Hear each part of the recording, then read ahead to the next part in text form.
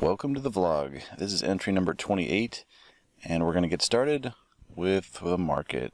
I'd got in on the 22nd and it made a nice move up. I was worried that the MACD wasn't on the positive side. The move yesterday, I think because of earnings, apparently there's a bunch of earnings all week, so it's moved up. I plan on making $300, but when I looked at it yesterday after close, it was up $100. So in 2 days, if it's going to move up that much, a third of what I want it to do, I might get out. So we're just going to see what the movement looks like this morning. I may get out, take a quick profit, and see if it keeps going higher and get back in, or see if it bounces back to get back in. So we're going to see how it goes. To learn the method I use to trade, check it out on Udemy.